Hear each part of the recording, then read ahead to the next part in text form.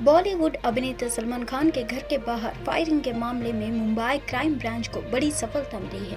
Police team ने दोनों बदमाशों को गुजरात के भुज से गिरफ्तार कर लिया है। मुंबई पुलिस ने पुष्टि की है कि दोनों आरोपियों को सोमवार देर रात गुजरात के भुज में पकड़ा गया है। पुलिस की कई टीमें आरोपियों की तलाश में जुटी थी। बॉलीवुड अभिनेता सलमान खान के घर के बाहर फायरिंग के मामले में मुंबई क्राइम ब्रांच को बड़ी सफलता मिली है। पुलिस टीम ने दोनों बदमाशों को गुजरात के भुज से गिरफ्तार कर लिया है। मुंबई पुलिस ने पुष्टि की है कि दोनों आरोपियों को सोमवार देर रात गुजरात के भुज में पकड़ा गया है। पुलिस की कई टीमें आरोपियों की तलाश में जुटी थी। आखिरकार दोनों आरोपियों को गुजरात के भुज से पकड़ लिया गया है। अधिकारियों ने कहा, गोलीबारी के बाद मुंबई से भागे दोनों आरोपियों को गुजरात के भुज से गिरफ्तार कर लिया गया है। बता दें कि सलमान खान के बांद्रा स्थित गैलेक्सी अपार्टमेंट के बाहर रविवार सुबह दो संदिग्ध व्यक्तियों ने फायरिंग की थी। इस खबर ने उनके फैंस के साथ साथ हर किसी को हैरान कर दिया था, जिसके बाद मुंबई की बांद्रा पुलिस ने अज्ञात व्यक्तियों के खिलाफ मामला दर्ज कर आगे की जांच में जुट गई है। प्रधानमंत्री मोदी मंगलवार को गया के ऐतिहासिक गांधी मैदान से गया और औरंगाबाद के एनडीए प्रत्याशियों के पक्ष में चुनावी सभा को संबोधित करेंगे। प्रधानमंत्री की चुनावी सभा को लेकर 100 वर्गफीट का मंच तैयार किया गया है। प्रधानमंत्री इसी मंच से मगध की 4 लोकसभा सीट गया औरंगाबाद, नवादा और जमुई के साधेंगे। इससे पहले पीएम 2019 और 2020 में चुनाव सभा को संबोधित करने आए थे। बड़ी संख्या में भीड़ जुटाने के लिए प्रचार वाहन जिले के सभी 24 प्रखंडों में भेजे गए हैं। सुबह 9:10 प्रधानमंत्री गया एयरपोर्ट पर उतरेंगे। यहां से करीब 2.5 किलोमीटर दूर गांधी मैदान तक वह सड़क मार्ग पर लोगों का अभिवादन करते हुए जाएंगे। चुनावी सभा को लेकर गांधी मैदान में 6 गैलरी तैयार किए गए हैं।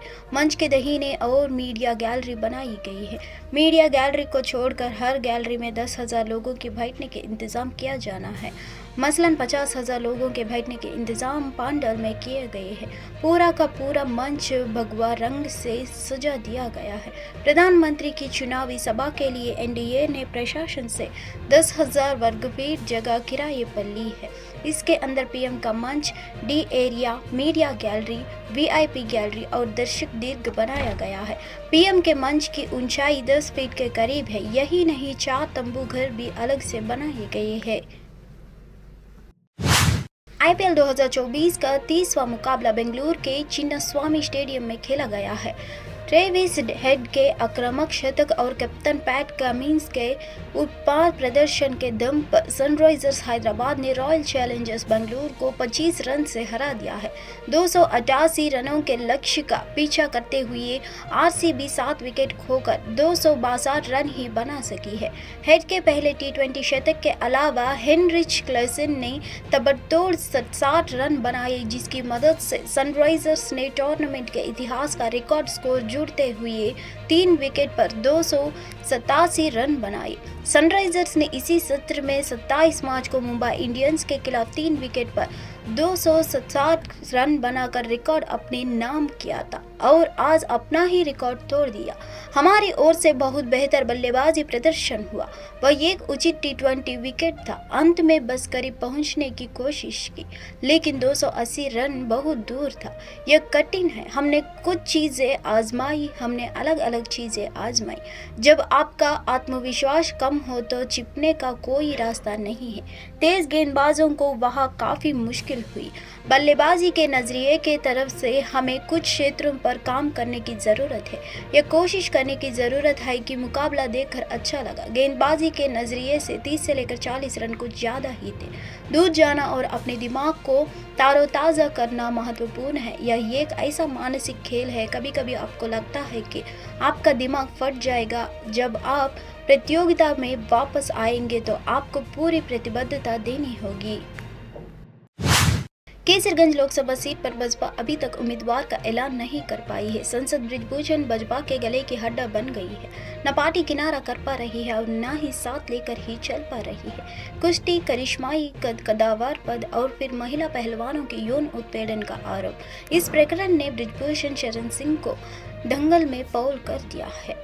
हालात यह हो गई कि चुनावी चौसर पर चाल से चौंकाने वाले इस दिग्गज के माथे पर पहली बार बल दिख रहे हैं।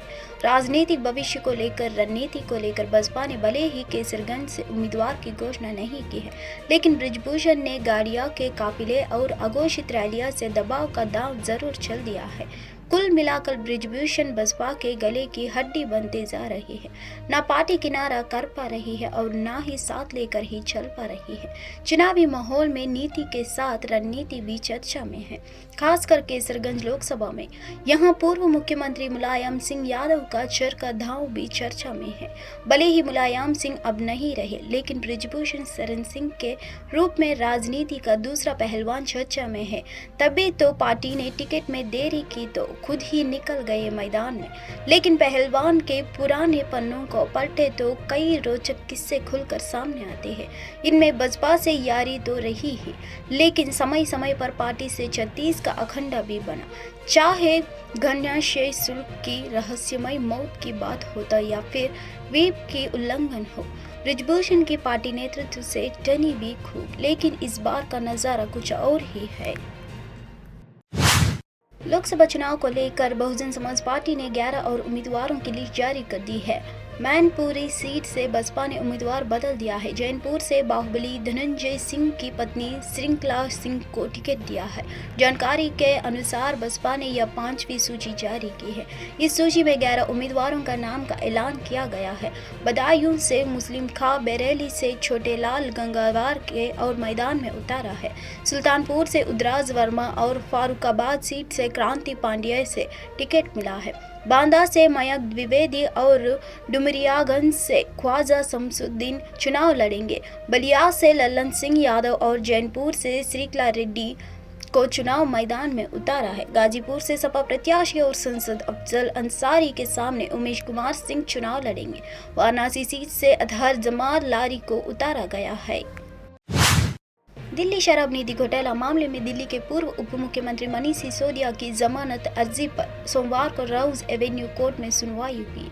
मनीष सिसोदिया की जमानत याचिका पर रोज एवेन्यू कोर्ट में सीबीआई और ईडी ने अपनी दलीलें रखी और फिर कोर्ट ने कहा कि मामले की अगली सुनवाई 20 अप्रैल को होगी। हालांकि सुनवाई के दौरान ईडी और सीबीआई ने मनीष सिसोदिया के खिलाफ आरोपों को झड़ी लगा दी है और जमानत का विरोध किया।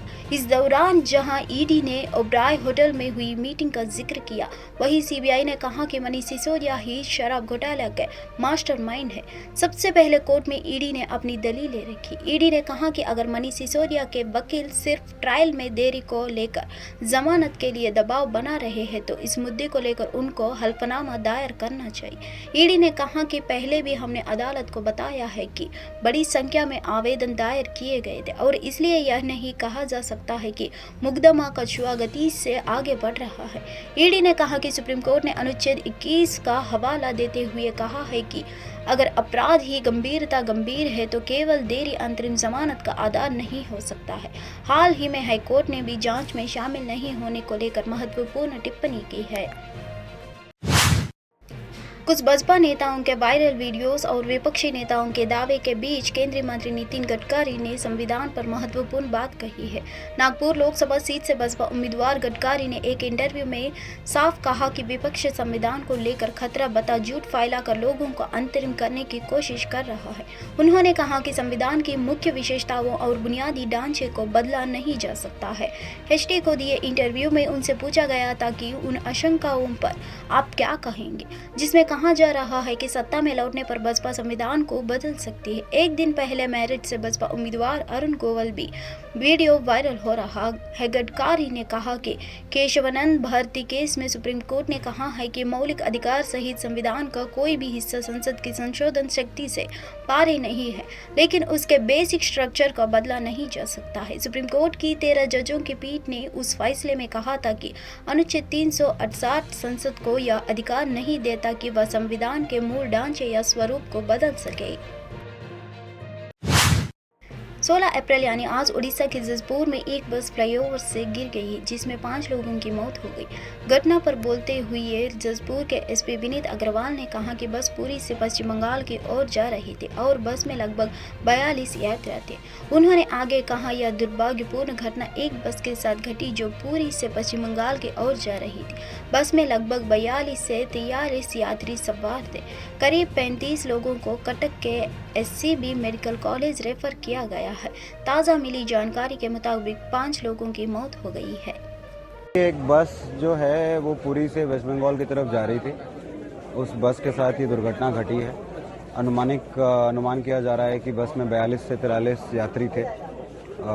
इसमें से करीब 35 लोगों को एससीबी कटक को रेफर किया जा चुका है एंड अभी तक जो जानकारी मिली है उसमें 5 लोगों की मृत्यु की घटना पता चला है।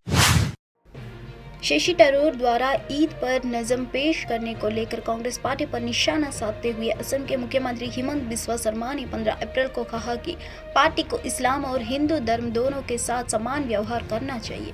हिमंत बिस्वा शर्मा ने कहा, एक वरिष्ठ कांग्रेस नेता ने ईद पर नमाज अदा की, लेकिन उसी नेता ने भगवान राम लला के अभिषेक समारोह के खिलाफ प्रदर्शन किया।